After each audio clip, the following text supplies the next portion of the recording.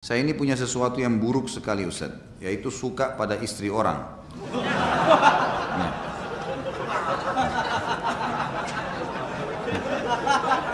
Antum yang kasih ana nih.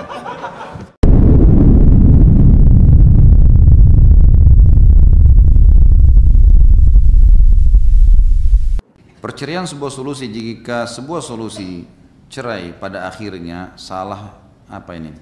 Akhirnya salah. Bagaimana? Contoh misalnya menikah suami istri orang Cina pas melahirkan ternyata bule. Padahal pas tes DNA memang anak dari mereka. Barakallahu fiik. Loh, tentu saja tidak boleh buru-buru ya. Saya pernah ada sahabat kan begitu ya. Dia putih, istrinya putih, keluar anaknya hitam kelam gitu kan. Langsung dia vonis istrinya, kamu selingkuh. Kata istrinya, demi Allah nggak ada yang sentuh saya kecuali kamu. Lapor ke Nabi SAW. Langsung Nabi didik si laki-laki itu. Ditanya kebetulan laki-laki ini punya peternakan unta. Apa kau punya peternakan unta? Dia bilang iya ya Rasulullah. Baik, ada untamu nggak berpasangan? Dia bilang ada. Induknya ya si jantan sama betinanya.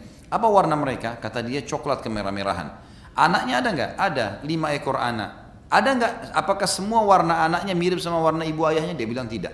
Ada satu bahkan berbulu warna hitam, ya, coklat kehitam-hitaman. Kata Nabi SAW, kenapa bisa?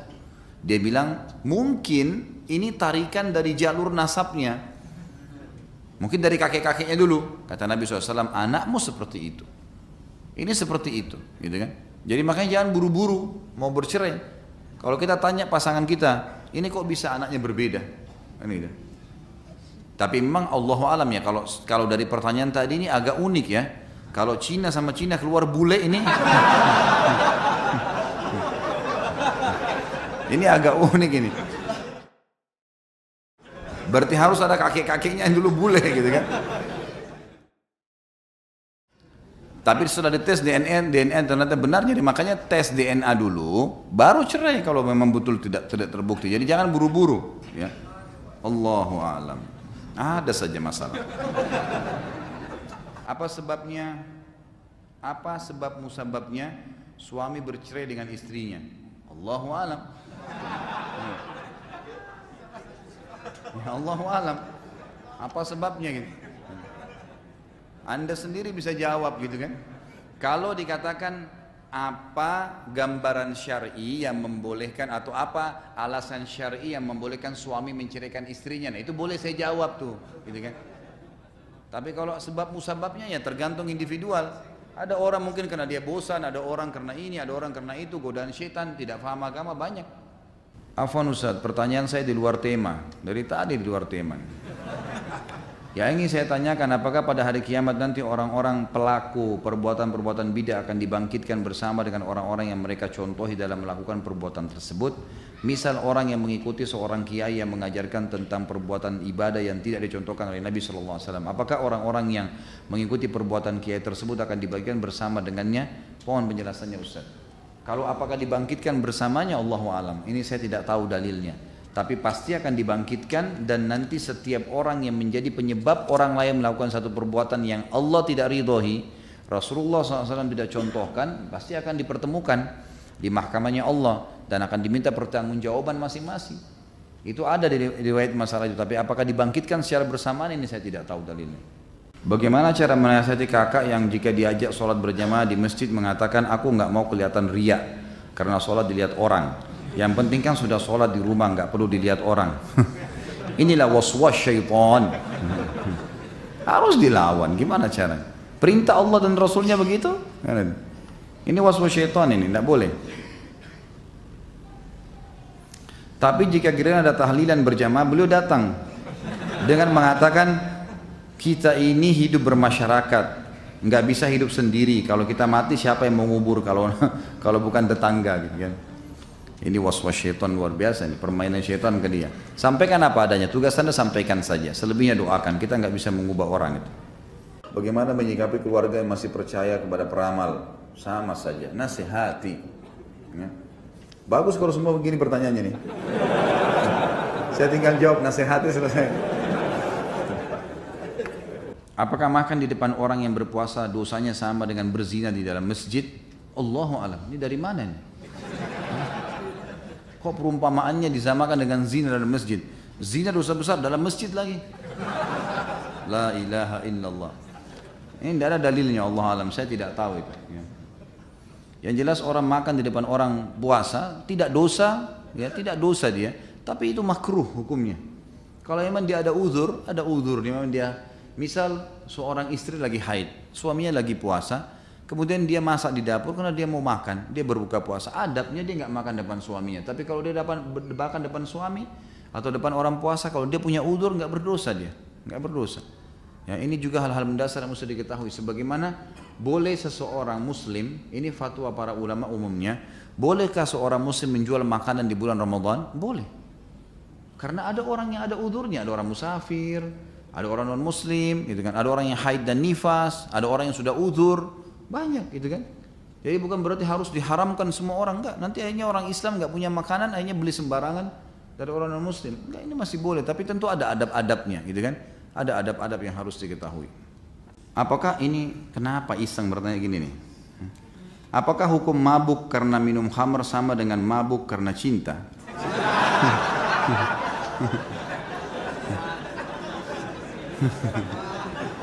Ini siapa ini Pak Yoyo?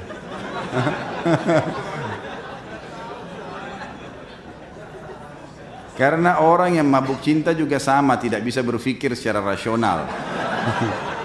Sebagaimana orang yang mabuk karena khamr. Ada teman Ana sudah ikut pengajian, tahu hukumnya, tapi masih saja tetap pacaran karena begitu cintanya atau mabuk cinta dengan wanita yang dicintainya. Ini sebenarnya orang-orang yang masuk di alam itu saja yang menggunakan istilah mabuk, gitu kan? Tidak ada, dari zaman Nabi SAW, Nabi SAW mencintai istrinya Aisyah, tapi tidak mengatakan mabuk cinta, tidak ada itu istilah, gitu. Ini cuma istilah yang digunakan saja, beda tentunya ya. Kita berbicara masalah konsumsian, ya, dikonsumsi dalam tubuh manusia dari cairan ataupun serbuk tadi. Jadi beda ini. Tentu masing-masing punya hukum ya. Kalau dia pacaran hukumnya haram, nggak boleh. Pacaran sebelum nikah haram, pacaran sesudah nikah halal. Ya, makanya nikah dulu, akad nikah, dan sudah panjang lebar sering kita ingatkan masalah itu. Ustaz, bagaimana acara di TV seperti infotainment kalau kita tonton, apakah kita berdosa? Ya, tergantung beritanya, tapi mayoritasnya dosa. Gitu. Gosip ini orang gimana? Hah? Riba. Nah, alhamdulillah ada diingatkan sama guru kita. Riba itu nggak boleh. Jadi tidak usah tonton. Tapi enak Ustaz, memang enak, asyik. Jangan salah loh. Loh iya. Saya pernah kasih contoh, kalau nonton film Hollywood, film Bollywood, enak gak? Enak dua, bagaimana enggak didatangkan artis yang gagah, yang cantik, ahli, action segala, terus dikatakan enggak enak, asyik tuh nontonnya memang. Tapi dosa masalahnya. Kan gitu. Setiap dosa, setiap berbuat dosa, dia akan menarik kadar kehusyuan seseorang. Jadi kadar kehusyuan kita turun pada saat kita berbuat dosa itu teman-teman. Jadi ini hati-hati. Makin kita tutup pintu dosa itu, makin tinggi rate kehusyuannya. Ya. Jadi tutup memang lebih baik tutup, nggak usah. Dan selalu begini, saya sudah bilang ini, selalu gunakan, ingat kata-kata saya teman-teman sekalian. Kalau kita tergoda untuk berbuat satu dosa, tanya, kalau saya tidak buat kenapa? Kenapa kalau nggak dilakukan? Nggak ada masalah. Kalau tidak nonton kenapa? Matanya jadi buta? Enggak kok, gitu kan? Nggak ada masalah. Saya butuh informasi Ustaz, informasi yang bermanfaat, masalah kesehatan, masalah ilmu pengetahuan, itu masuk akal. Informasi tentang rumah tangganya orang untuk apa? Untuk apa? Sama pembantunya lah, sama pekerjaannya lah, dan macam-macam, nggak ada gunanya sebenarnya. Saya bekerja di perusahaan pembuat sistem komputer yang komputer perbankan konvensional. Ini sudah sering ditanya ya. Apakah keuntungan penjualan sistem perbankan konvensional halal? Haram. Haram. Tidak boleh. Jangan cari sesuatu yang dihalalkan kalau ke ustadz, nggak bisa. Haram, haram. Ya, Anda melakukan berarti Anda konsekuensinya menanggung itu. Keluar kerja, cari tempat yang lain. Yang itu. Jangan bilang saya nggak bisa hidup, bisa dengan izin Allah. Semut di lubangnya hidup, apalagi antum gitu kan. Jadi jangan, ini nggak bisa. Bagaimana hukumnya apabila sebelum berhubungan suami istri kita nonton film Blue dulu? Agar tujuannya bisa membagikan syahwat. Syukran jazakallah khair. Kok pakai jazakallah khair ini pertanyaannya?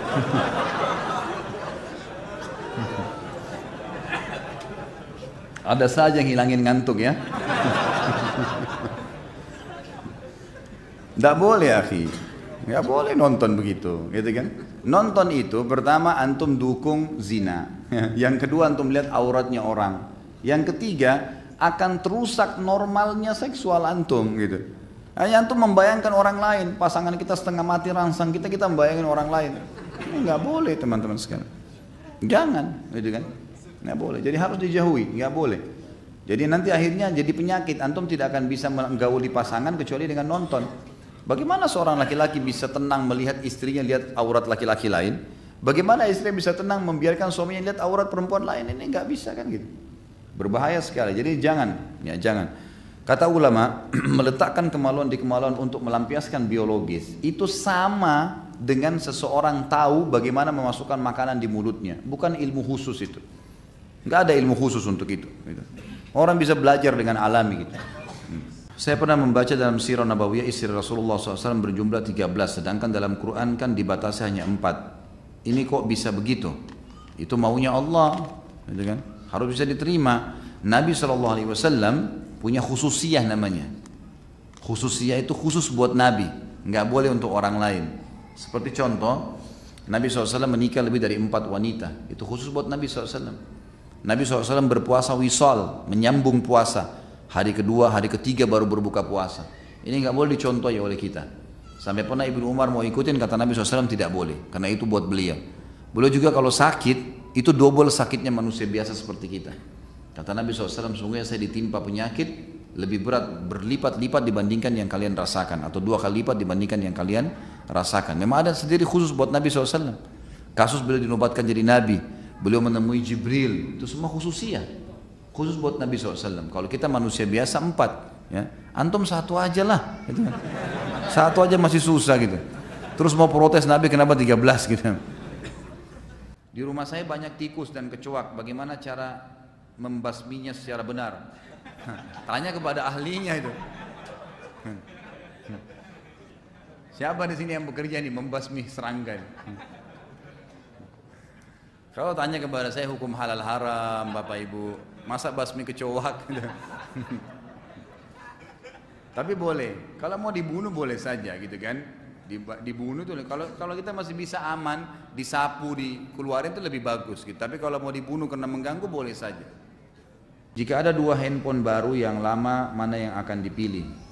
Mustahil yang lama akan dipilih, pasti akan dianggurin, dibuang.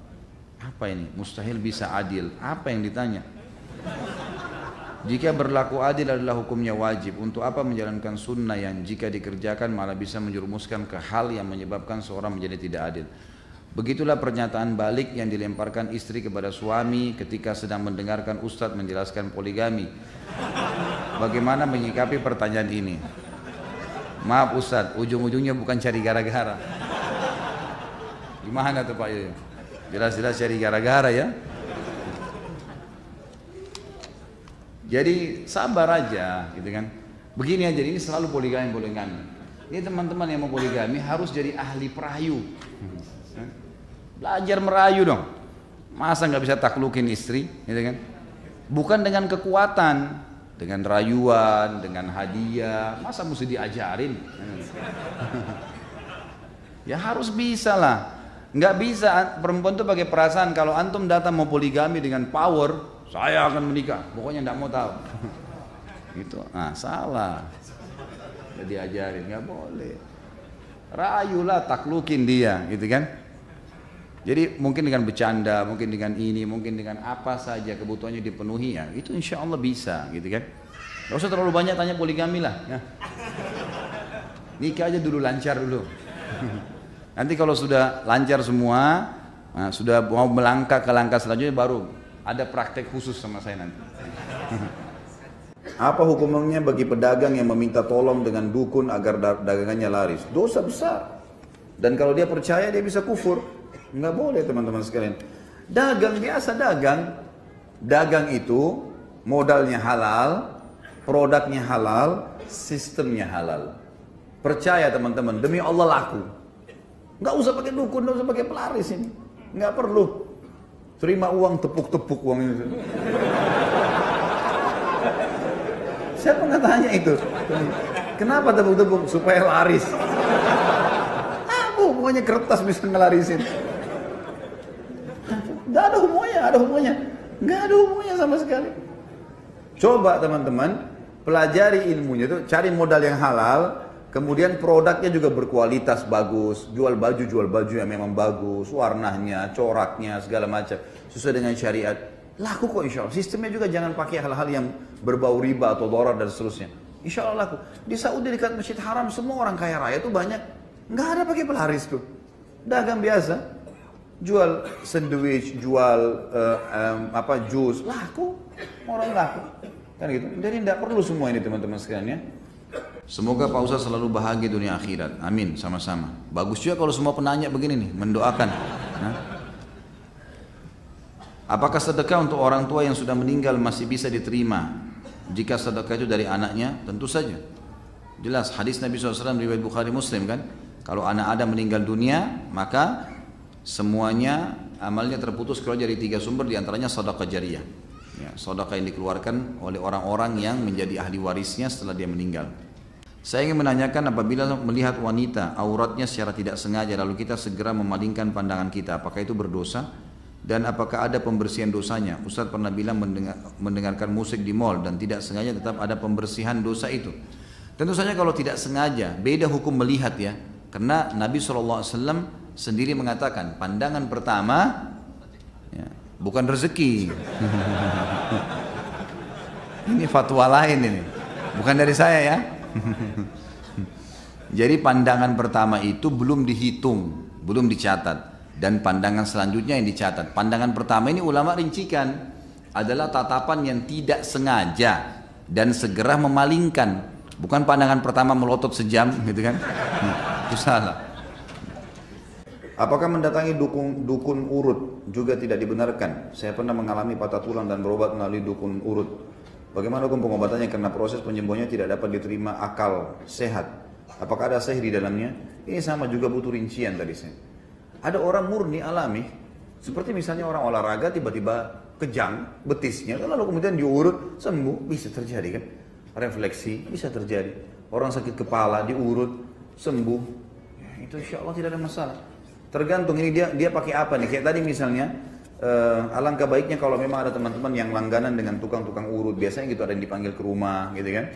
Ya mungkin sesama jenis laki-laki sama laki-laki mungkin. Bapak-bapak, teman-teman ikhwah capek lalu ada langganannya, boleh ditanya muslim ya misalnya, terus kemudian ditanya bagaimana ini, apa ini sebenarnya yang dilakukan ini, urut apa, oh ini refleksi Pak murni gini, ada gunakan jin, enggak ada, ya sudah alhamdulillah kita tanya, enggak masalah.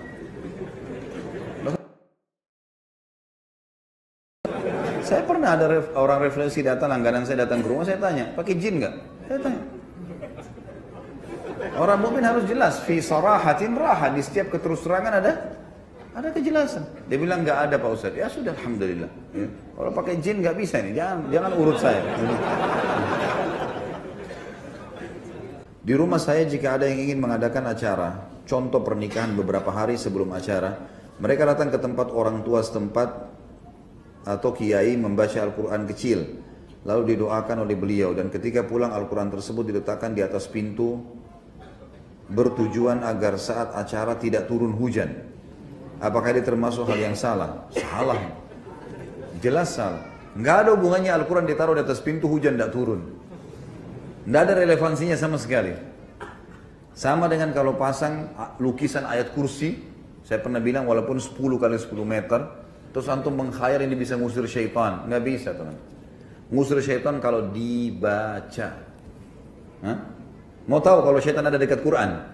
Sekarang kalau antum tidak bisa tidur malam hari, ambil Quran coba baca. Ngantuk gak? Hah? Ngantuk gak? Kok ketawa sih? Yang buat antum ngantuk itu syaitan. Karena kalau nonton TV gak ngantuk. Baca Quran ngantuk, berarti ada syaitannya di situ kan? Ada syaitan. Jadi salah kalau orang bilang saya pegang Quran terus kemudian syaitannya terbakar gara-gara kesentuh Quran. Itu gak benar. Tapi kalau kita baca iya, kita baca iya. Quran suci, ya kan? Tentu syaitan tidak bisa sembarangan menyentuh Al-Quran. Tapi kalau apakah begitu Al-Quran kita sentuhkan ke sebuah tempat lalu kemudian membakar syaitan, itu tidak pernah ada riwayat berhubungan dengan. Tapi baca iya, baca pasti membakar syaitan, nggak mungkin tidak. Ayat-ayat Al-Quran bisa memusnahkan dan membunuh syaitan itu. Selama ini kita melihat kecelakaan pada saat mudik merupakan musibah. Berdasarkan yang Ustaz sampaikan, berarti mereka mati syahid karena kecelakaan berkendaraan. Benarkah demikian? Benar, itu dalil yang ada. Gitu kan? Bagaimana dengan kecelakaan kereta api yang banyak memakan korban? Bila ini disebut mati syahid, mengapa tempat kejadian kecelakaan itu menjadi tempat angker atau banyak penampakan? Bagaimana menyikapi ini? Mana yang angker itu? Coba, mana yang angker? Angker itu menurut Anda? Gak ada. Tidak ada rukun tayangan dalam Islam, tidak ada tempat angker, nggak ada. Orang yang mati, kalau dia beriman senang di kuburannya, kalau dia orang ahli maksiat sedang disiksa. Nggak ada waktu ruhnya keluar gentayangan ganggu orang. Nggak ada itu. Gimana caranya? Kita sudah punya konsep dasar dalam Islam. Saya pernah kasih contoh, kalau ada satu rumah orang pernah bunuh diri, di Indonesia pernah saya tanya jemaah saya, mau beli nggak rumah yang ada orang bunuh diri? Nggak mau Ustaz. Kenapa? Takut. Ada ruh gentayangan nih. Baik, saya kasih contoh nih, orang bunuh diri, ada banyak orang tidak mau beli rumahnya. Kita simpan contoh ini. Contoh yang lain, orang dibunuh sekeluarga. Mau dibeli rumahnya nggak? Nggak mau Ustaz. Kenapa nggak mau? Ya karena ada ruh gentayangan. Saya bilang jelas dalam agama tidak ada ruh gentayangan dalam Islam. Mustahil. Nabi SAW menyebutkan dalam hadis Bukhari, kalau orang beriman, maka ruhnya akan keluar lebih mudah dari air dari mulut kendi, kemudian akan masuk ke dalam kuburan dan akan menikmati kuburnya taman dari taman surga. Kalau orang fasik, orang muslim banyak dosanya, dan orang kafir akan masuk ke dalam neraka, akan masuk ke kuburan dan akan menjadi lubang dari lubang neraka sampai hari kiamat. Enggak ada waktu untuk mengganggu orang, gitu kan? Jadi enggak ada ruh gentayangan, enggak ada tempat angker, enggak ada. Orang tabrakan di situ sudah selesai tabrakan, matang ajalnya mati. Udah dibersihin kotorannya selesai, gitu kan? Nggak ada masalah. Kalau Anda mengatakan banyak tempat angker, berarti orang-orang yang tinggal di kuburan tuh angker tuh. Tapi tinggal jaga kuburan, tiap hari makan, minum, gitu kan? Saya pernah masuk kuburan Jeruk Purut yang di Kemang itu, di tengah-tengah kuburan ada orang tinggal banyak. Sama anak cucunya tinggal di situ, nggak ada masalah. Gitu kan? Jadi pemahamannya harus diperbaikin nih.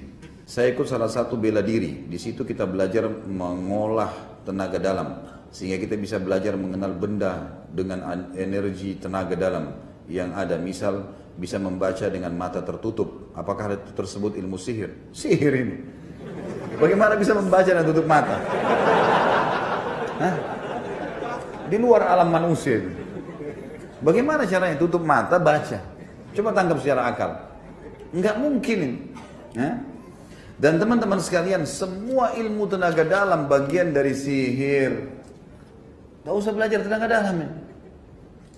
Bela diri, keterampilan silahkan.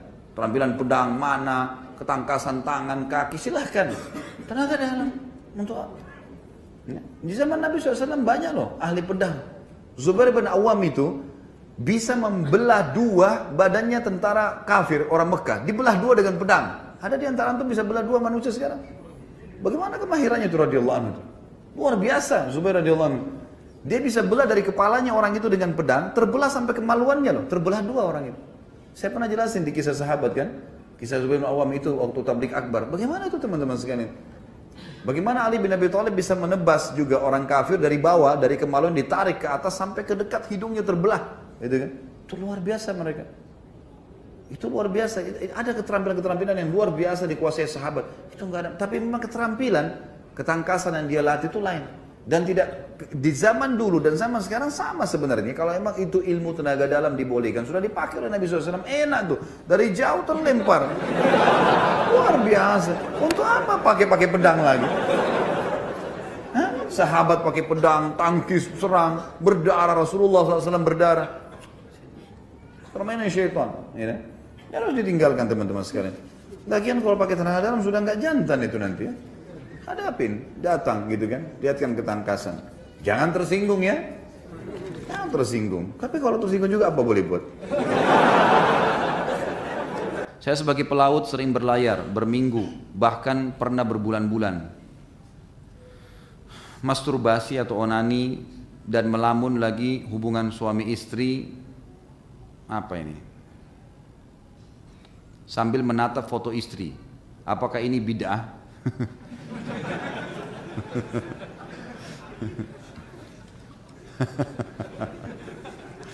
Jazakallah khair, pertanyaannya membuat orang tertawa di malam hari ini. Jadi teman-teman sekalian, onani haram, nggak boleh dalam Islam. Sama memuaskan diri dengan cara pribadi begitu nggak boleh dalam Islam. Caranya bagaimana supaya tidak terjadi? Jauhkan semua fasilitas yang bisa mengundang syahwat. Nggak boleh, gitu kan? Tapi kalau terjadi seseorang telepon istrinya dari jarak jauh, lalu kangen-kangenan, rindu, kemudian dia mungkin ya istrinya mengucapkan kata-kata sampai dia klimaks, nggak apa-apa itu halal, nggak masalah. Tapi jangan lakukan hal-hal yang tidak benar, teleponnya diciumin lah, apalah. Itu bukan istrinya, itu telepon, apa mau dicium gitu. Jadi jangan aneh-aneh, tinggalkan fasilitas-fasilitas ini, gitu kan? Caranya tinggalkan hal-hal yang berbau. Kalau memang istri lagi telepon, ya ucapin sayang, mungkin rindu iya, tapi jangan ke hal-hal yang tidak baik. Insya Allah kalau antum sibukkan diri dengan ibadah, maka aman gitu. Onani ini dibolehkan kalau istri yang melakukan pada suami, karena masuk dalam firman Allah Subhanahu wa taala yang berbunyi a'udzubillahi minasyaitonir rajim, nisa'ukum harthun lakum fa'tu harthakum anna syi'tum wa qaddimu li anfusikum.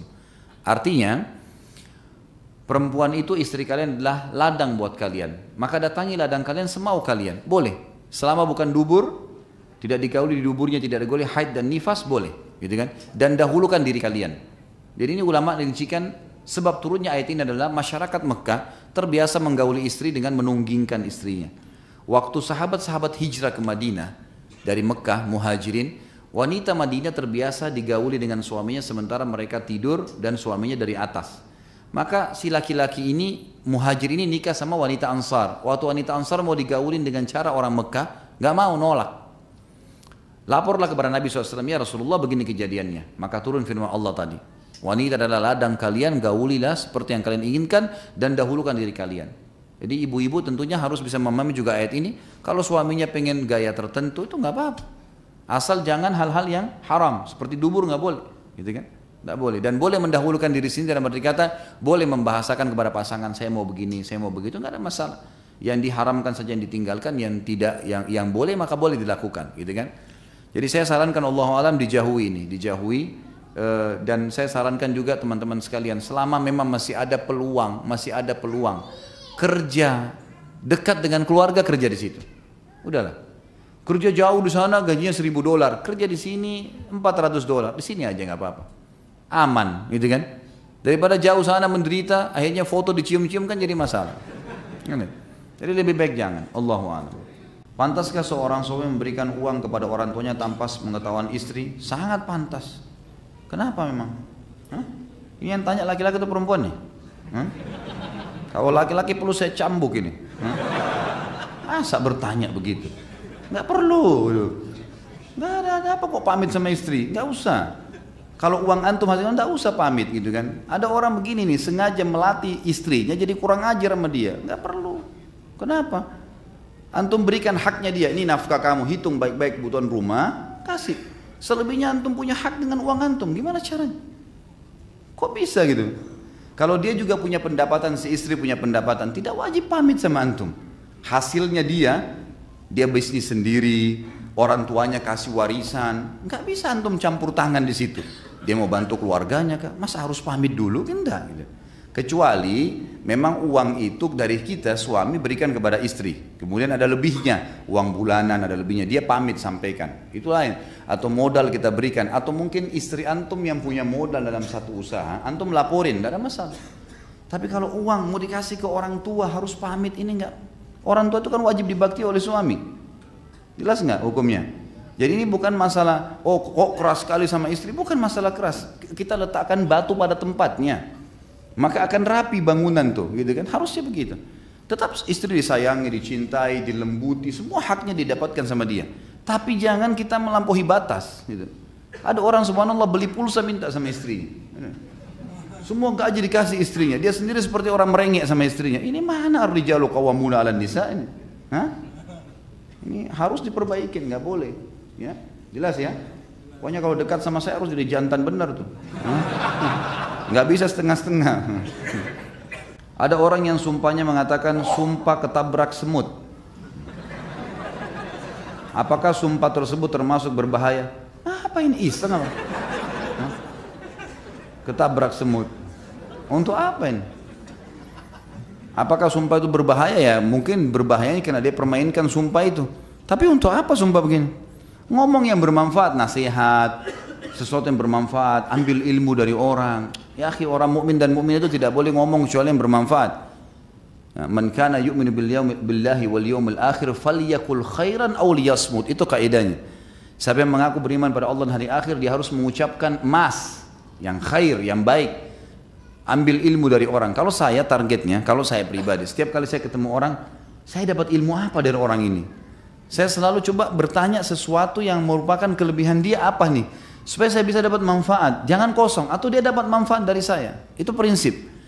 Maka teman-teman kalau mungkin ada interaksi sama saya, mungkin pernah datang, saya nggak mau ngomong kosong tuh. Sesuatu apa sih yang bermanfaat? Ada yang bisa bermanfaat, sesuatu yang kita bisa tanya, ambil ilmu, atau dia dapat ilmu, dia konsultasi, silahkan. Kalau kosong untuk apa? Nggak ada manfaatnya. Karena umur kita berjalan kan, harus targetnya dari pahala ke pahala, dari pahala ke pahala. Apalagi nih, apalagi, harus begitu. Karena buku amal kita dicatat terus gitu. Maka jangan sia-siakan teman-teman. Cukuplah waktu-waktu dulu kita suka buang-buang waktu kosong. Kalau kita lihat buku amal kita dulu mungkin yang sering kita ngomong kosong, main gaple lah, main catur lah, buang-buang waktu. Apa manfaat? Dari mana itu orang bilang belajar perang dari catur? Bohong tuh. Mana bisa kuda jalannya L? Hah? Emang begitu orang di medan perang? Alasan semua, apa ini buang-buang waktu kosong untuk apa teman-teman sekalian? Lebih baik antum baca buku. 1 jam, 2 jam baca berapa lembar, baca Al-Quran bisa 50, 70 ayat, bisa 100 ayat tuh. Kan majelis ilmu antum dengar ceramah lebih baik. Daripada buang-buang waktu kadang-kadang di pinggir jalan sampai buang waktu berapa jam, berjam-jam. Semoga Allah kasih hidayah. Apa manfaatnya? Olahraga otak, baik olahraga otak juga baca, hafal tuh olahraga otak tuh. Orang yang sering menghafal, kenapa dalam agama dimotivasi hafal Quran, hafal hadis, ya kan? Nabi SAW memotivasi para penuntut ilmu untuk hafal, karena hafalan itu mengencerkan otak lah kalau bahasa kita ya. Hafalan, bukan dengan cara permainan, hafalan itu akan memberikan kepada kita tambahan. Itu yang dinukil dari para ulama kita, makanya mereka menghafal. Kita tidak pernah temukan di dalam agama kita ada istilah teka-teki. Coba antum lihat dari Al-Quran dan Sunnah. Enggak ada itu Nabi SAW sengaja menjebak sahabatnya untuk menjawab atau enggak ada teka-teki. Jelas A, B, B, jelas. Hafal, kerjakan, tinggalkan, jelas semuanya, gitu kan? Jadi ini yang kita lakukan, sesuatu yang bermanfaat. Karena dari sesuatu yang bermanfaat akan mendatangkan manfaat yang lainnya. Jangan pernah ada waktu kosong. Siapa yang berlaku beriman pada Allah hari akhir, dia harus berkata yang benar, bermanfaat, atau dia diam saja. Saya ini punya sesuatu yang buruk sekali Ustaz, yaitu suka pada istri orang.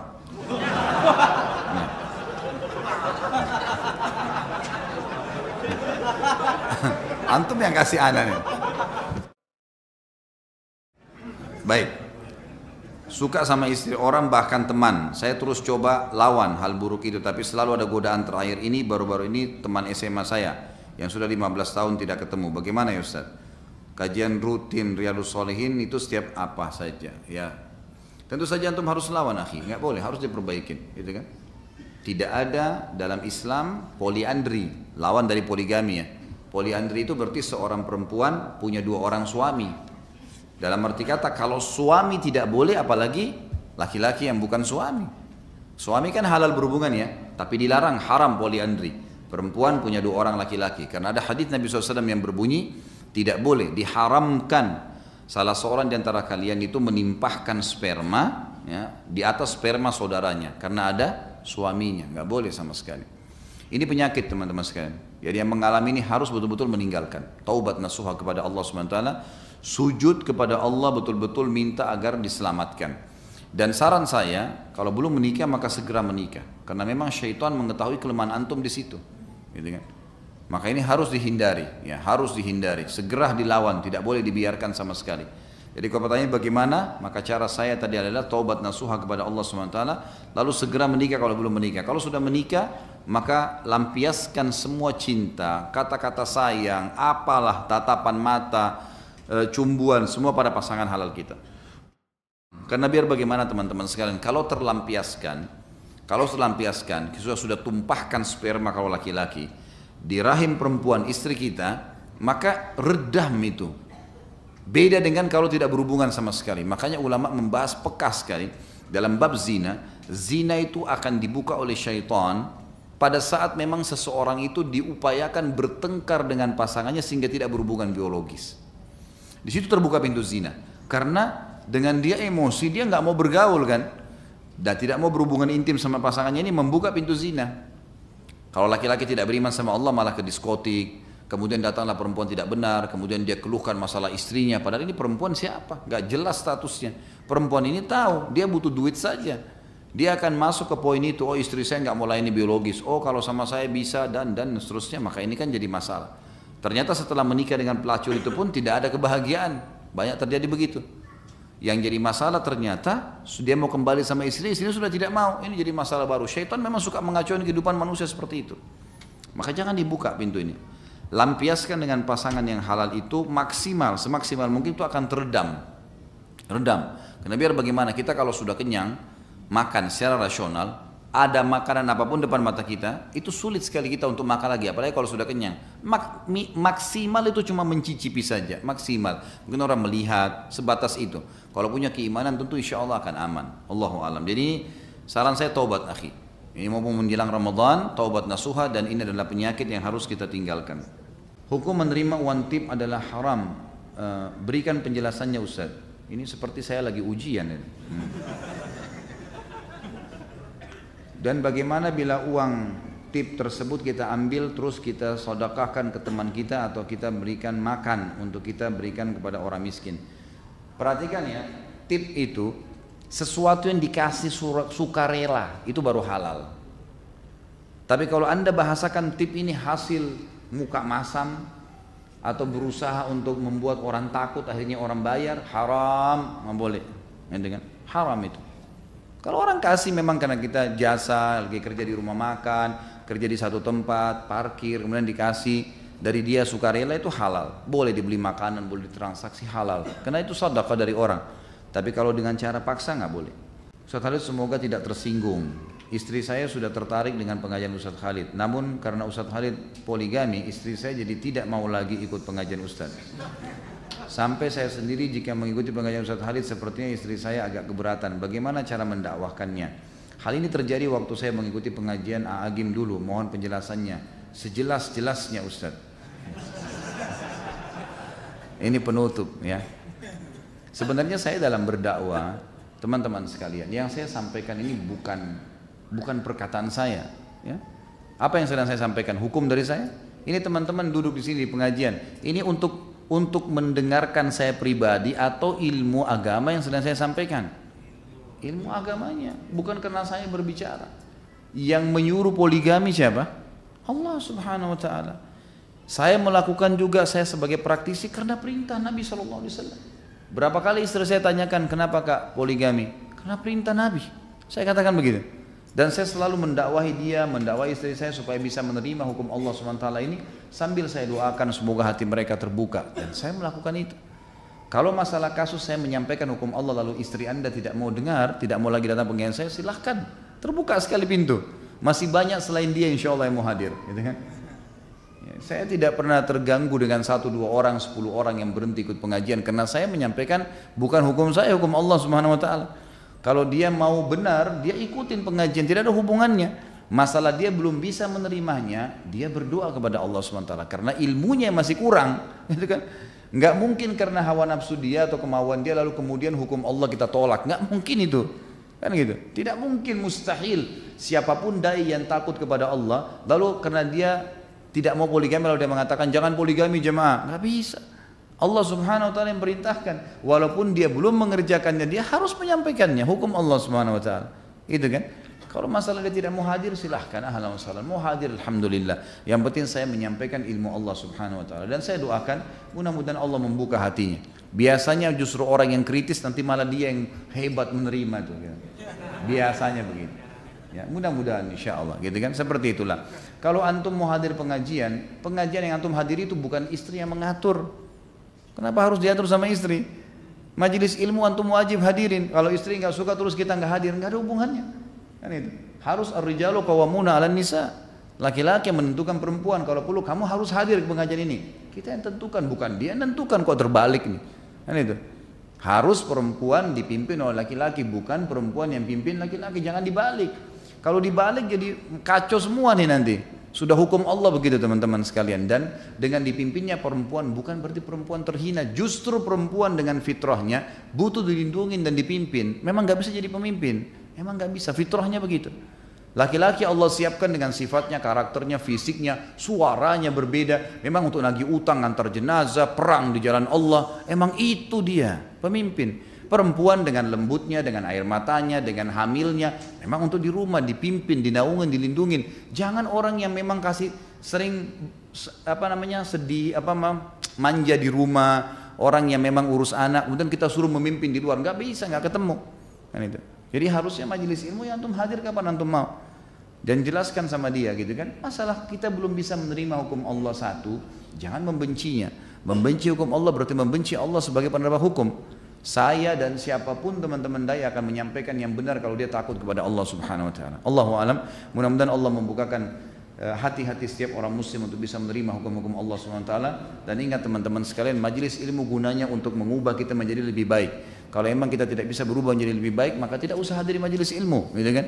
Ilmu tujuannya untuk menambah ilmu kita, mengubah kita menjadi lebih baik, lebih patuh kepada Allah, dan dunia ini sebentar, kita akan lalui menuju akhirat. Semua orang yang menolak hukum Allah di dunia, wallah, demi Allah teman-teman, menyesal di akhirat.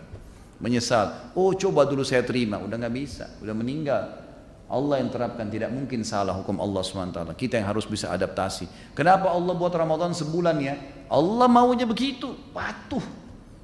Kenapa nggak sehari aja Ramadan ya? Allah maunya begitu. Kenapa asar 4 rakaat ya, duhur 4 rakaat? Kenapa nggak digabung aja jam 2 sekali 4 rakaat? Loh Tuhan, kamu maunya begitu. Kitanya harus belajar, gitu kan? Kalau kita protes susah, nggak terima. Di akhirat rugi, di dunia juga rugi, kan gitu. Jadi harus hukum Allah diterima, pencipta. Jadi harus fahamin. Ya, masalah ini. Allahu a'lam. Nah, ini masalah mertua, baik. Ustadz, ana mau curhat. 2 minggu sudah nggak ketemu Ustadz. Rasanya sudah kayak 2 tahun. Ini benar nggak ini? Ana jika pulang kantor jam 5, ana nggak langsung pulang karena macet perjalanan ke rumah, dan ana menunggu sholat maghrib dan isya berjamaah karena saya tidak mau tertinggal fadilah sholat berjamaah. Bahkan kalau malam Rabu seperti ini ana datang ke kajian Ustadz Khalid di Blok M. Namun setiap pulang ana selalu ditegur mertua. Pulang selalu malam-malam, kamu kan bukan bujang lagi, sudah punya anak.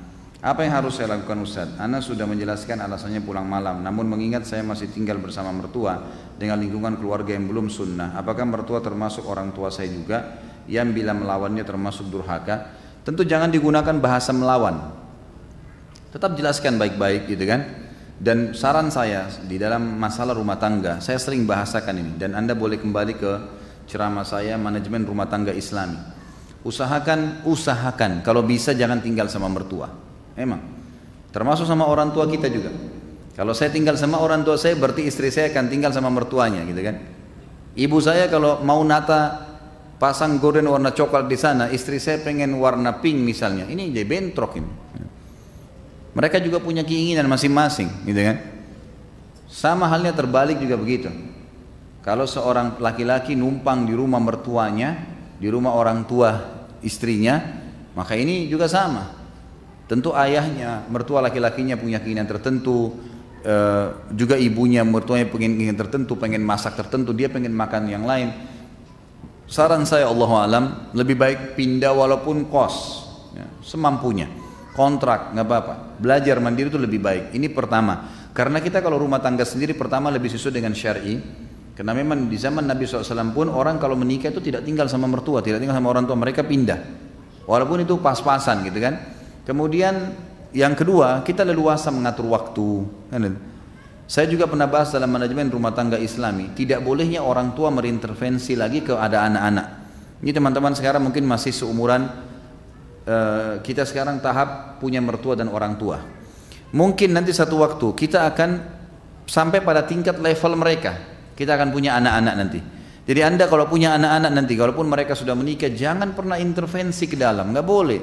Kecuali anak-anak kita minta tolong atau kita lihat kemungkaran. Tapi kalau ada perempuan sengaja datang atau laki-laki sengaja sebagai orang tua atau mertua datang, kamu masain apa anak saya hari ini, kamu kenapa begini, rumahmu kenapa begini, ini nggak boleh dalam Islam, haram, nggak boleh, diharamkan. Ulama mengatakan haram hukumnya orang tua yang sengaja datang ke rumah anaknya lalu mengatur-ngatur rumahnya, nggak boleh. Padahal itu orang tuanya, nggak boleh dia. Gimana caranya? Rumah tangganya orang nggak boleh lagi dicampur, kecuali kita lihat kemungkaran, salah, memang begitu. Kan itu. Pernah ada terjadi malah mertua datang ke rumah anak mantunya mau kerja dilarang kerja, nggak boleh kerja kamu hari ini. Ini aneh, kenapa nggak boleh kerja ibu?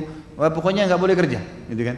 Hari ini di rumah saja, gantian sama istri lihat anak-anak. Nggak bisa ini, gimana caranya? Cari nafkah wajib, Allah yang wajibkan. Ketemu haknya Allah yang wajib dengan, apalagi ini mertua kedudukannya bukan seperti orang tua. Orang tua aja nggak boleh diikutin kalau melanggar, mencari nafkah wajib, harus kewajiban, gitu kan? Allah bebankan itu. Maka harus kita faham masalah-masalah seperti ini. Saran saya yang pertama adalah coba kalau bisa pindah tempat. Dengan santun tentunya, jangan memahami bahwasanya harus langsung spontanitas segala, tidak. Bahasakan baik-baik, ajak istri, komunikasi baik-baik, supaya bisa nggak kalau kita rumah tangga sendiri, saya ingin lihat kamu masak sendiri, saya ingin lihat kamu tata rumah sendiri, dibahasakan baik-baik insya Allah. Kemudian juga bahasakan baik sama mertua, terima kasih saya sudah numpang selama berapa waktu di sini, saya bisa nggak mau mandiri insya Allah. Bukan saya bisa ya, saya akan mandiri, langsung dibahasakan to the point, saya akan mandiri biar saya juga merasa bisa ya berkorban buat anak, buat istri saya dan seterusnya, gitu kan. Jadi seperti itu yang kita lakukan, Allah alam. Kalau tetap masih tinggal, kemudian kondisinya seperti ini jelaskan apa adanya argumentasinya, karena memang saya ikut pengajian dulu dan saya merasa ada ketenangan. Kalau belum pun marah, ya sudah. Wa idza khatabahumul jahiluna qalu salama. Tadi saya bilang, para ulama memaknakan kata-kata jahilun di sini adalah orang yang emosional, orang yang mau egoismenya besar, mau memaksakan pada pendapatnya. Qalu salama, ya udah diam aja, udah dia ngomongin, udah selesai, udah begitu saja. Saya tahu seorang ikhwah, mertuanya setiap datang pasti ngoceh, ribut di rumahnya. Yang dia lakukan adalah diam. Udah selesai ibu, alhamdulillah, udah dia berdiri. Akhirnya mertuanya malu sendiri, gitu kan?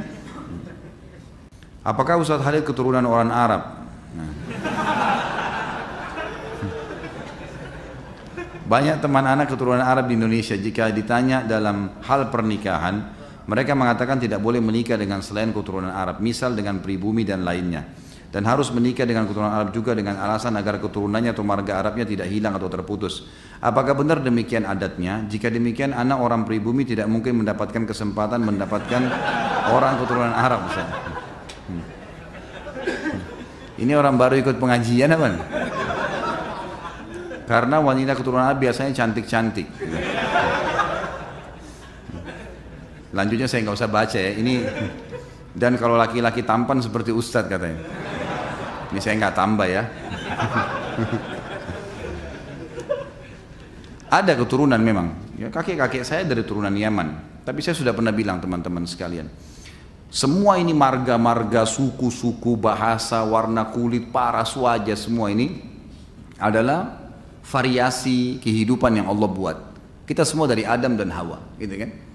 Semua dari Adam, tidak ada yang keluar dari Adam dan Hawa. Cuman Allah dengan kemahakuasaannya menunjukkan kebesarannya.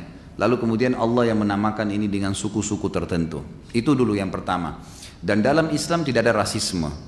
Nggak ada dalam Islam, saya Arab, saya Indonesia, saya bule, saya ini, tidak ada dalam Islam semua itu. Karena kata Nabi SAW, la farqa baina Arabin wa ajamin illa bittaqwa. Nggak ada perbedaan antara Arab dan orang ajam selain Arab kecuali dengan ketakwaan. Tidak ada sama sekali, itu memang sudah jelas satu. Jadi itu asasnya, kita muslim tidak ada bedanya. Dan sudah cukup kalau masuk dalam saf sholat, mau orang Arab, mau orang bule, mau orang Afrika, sama semua masuk saf, gitu kan. Nggak ada bedanya, jenjang sosialnya, ekonominya sama. Dan saya sudah pernah sampaikan teman-teman sekalian, hati-hati dengan fanatisme rasisme ini ya, itu nggak boleh sama sekali. Jadi misalnya hadis yang pernah saya sampaikan bahwasanya ada orang-orang dari Ansar ya, dari Muhajirin, dari orang-orang Ansar, dari satu orang Ansar bercanda. Ini sama-sama turunan Arab dari sahabat Nabi di Madinah waktu Nabi SAW masih hidup. Orang Ansar ini keluar dari masjid habis sholat asar lalu bercanda sama teman-temannya semua, ada Muhajir, ada orang Ansar. Dia bilang, hai orang-orang Ansar kesini yuk kumpul-kumpul. Muhajirin nggak boleh ikut ya. Kalau kita mungkin, ini orang Betawi ngumpul sini, sana orang Jawa nggak boleh ikut. Misal contoh, bercanda.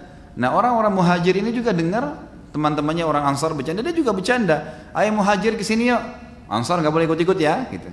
Sambil ketawa-ketawa mereka gitu. Subhanallah, dengan hikmah Allah Nabi SAW pas keluar dengar itu. Dikatakan dalam hadis Bukhari, raut wajah beliau berubah. Lalu beliau mengatakan, da'ha fa innaha mumtinah. Segera berhentikan ini karena ini penghancuran. Gitu kan? Dalam hadis yang lain dikatakan, tinggalkanlah karena ini yang membinasakan kalian. Enggak ada dalam Islam itu. Gitu kan? Ini penting. Termasuk di dalamnya masalah pergaulan, pertemanan, patokannya ketakwaan, pernikahan, semua itu. Cuma memang dalam Islam, khusus masalah pernikahan, kita tidak dipaksa, gitu kan? Boleh menikah dengan siapa saja. Tetapi ada anjuran dalam Islam untuk menikah dengan sepadan namanya. Sepadan itu sekufu. Kufu itu bisa masuk juga maknanya sama makanannya, sama bahasanya, ya gitu. Sama poster tubuhnya, ya, mendekati warna kulitnya, itu semuanya itu namanya kufu. Kata Nabi SAW begini, wa ankihul akfa aminkum, menikahlah dan terimalah lamaran orang yang sepadan dengan kalian. Sepadan ini maknanya luas ya, maknanya luas. Saya pernah berikan contoh waktu saya ceramah di Makassar, ada kurang lebih pertanyaan, bagaimana kalau kami orang Bugis atau orang Makassar ini menikah dengan orang Jawa, Ustaz? Sama-sama Muslim, sama-sama Indonesia, tapi tradisi kami berbeda, gitu kan? Tradisi teman-teman di Jawa lain, teman-teman di Sulawesi lain. Ini dalam Islam dibolehin enggak nih? Kalau kami nggak mau nikah sama orang Jawa, saya jawab, itu boleh dalam Islam. Kalau kita khawatir ada perselisihan yang akan terjadi, karena beda tradisi, walaupun kita disatukan di bawah naungan Islam, tapi boleh kalau mau nikah. Boleh tidak menikah, boleh menikah, itu hak mereka memilih. Masalah dia nanti menikah boleh, tapi ingat, menikah dengan orang yang berbeda tidak sekufu dengan kita. Misal orang Indonesia nikah sama orang bule, ini hidup di alam mana, makanannya lain, cuaca biasa negaranya berbeda, kemudian kita juga terbiasa dengan makanan, terbiasa dengan pakaian dan seterusnya, lalu menikah. Bolehkah sama-sama Muslim? Boleh, tapi ingat, kita harus butuh ekstra, ada ekstra adaptasi, ya, harus adaptasi dengan makanannya, dengan kebiasaan keluarganya, hal-hal yang mubah dalam Islam, maka itu harus ada adaptasi. Kalau bisa silahkan, gitu kan? Kalau tidak, maka lebih aman orang yang sepadan. Tapi boleh, bukan tidak boleh. Kita lihat Nabi SAW waktu di zaman beliau itu ekspansi Islam sudah ada ya, tapi rata-rata istri beliau dari orang-orang Arab di Madinah dan di Mekah, gitu kan? Ada Maria Kipti dari Mesir, tapi satu orang itu. Artinya boleh, bukan tidak boleh. Tetapi berarti kita harus punya ekstra. Ini kalau memang berbeda sama sekali ya. Lain kalau kayak misalnya dibahasakan tadi sama akh yang bertanya. Ada turunan Arab kayak saya dan teman-teman yang lain, soalnya tinggal di Indonesia. Sudah sebahasa, sudah sama-sama sama cuacanya, sama keadaannya, maka tidak ada masalah. Dan orang-orang yang fanatisme seperti ini sebenarnya tidak benar, gitu kan? Mengatakan kami turunan Arab tidak boleh nikah kecuali dengan orang Arab, itu pemahaman agama nggak benar. Bilal radhiyallahu anhu dinikahkan oleh Nabi SAW dengan Zainab, gitu kan? Salah satu wanita yang terkenal dari orang Mekah, tuan istrinya Bilal itu. Dulu bisa membeli Bilal di zaman jahiliyah. Zaid bin Haritha dinikahkan juga dengan Zainab, yang lain juga ada wanita namanya Zainab. Dua-dua wanita terkenal, orang-orang dari Muhajirin yang terkenal di Mekah. Jadi kayak istri wanita pejabat, tapi dinikahkan oleh Nabi SAW. Karena dianggap mereka akhirnya sudah kufu masuk ke Islam, sudah sama-sama tinggal di Madinah, sudah saling mengerti, nggak ada masalah. Jadi fanatisme sepertinya tidak benar, gitu kan? Tapi jangan juga kita menggunakan bahasa-bahasa yang tidak santun. Misal begini, mentang-mentang saya bukan orang Arab kamu nggak mau, itu nggak boleh ya. Mentang-mentang saya bukan orang Jawa kamu nggak mau. Jadi kita seperti menjatuhkan dia, seakan-akan harus kamu terima. Belum tentu kan gitu. Karena bisa saja kita juga nanti tidak sekufu. Nanti gini, ada orang, saya kasih contoh yang lain, ada orang sekolahnya terlalu tinggi, si laki-laki atau si perempuan, menikah dengan orang yang tidak berpendidikan misalnya. Dan ini nanti mungkin bisa masuk tapi harus ekstra adaptasi. Karena retorika bahasa berbeda, ini berbeda memang nggak bisa gitu kan. Maka akan sulit. Ada bisa tapi adaptasi ekstra. Beda dengan orang kalau sudah satu bahasa dari satu kampung sama makanannya, kita sebutin makanan apa dia sudah paham, ya, udah langsung tahu kan berbeda, ini sudah lebih paham, ini kan lebih enak masuknya, tapi tetap boleh, bukan tidak boleh. Dan saya bilang teman-teman saudara turunan Arab atau turunan yang lain, seperti ini fanatisme nggak boleh dalam Islam, tidak boleh. Tapi kalau ada orang yang melamar, dia lihat takut anaknya nggak sekufu, dia punya hak untuk itu. Misal orang ini memang terlalu jauh, tidak mengerti sama sekali keadaan keluarga itu, boleh. Dari manapun dia punya hak untuk itu. Yang ini mesti difahamin. Allahu a'lam.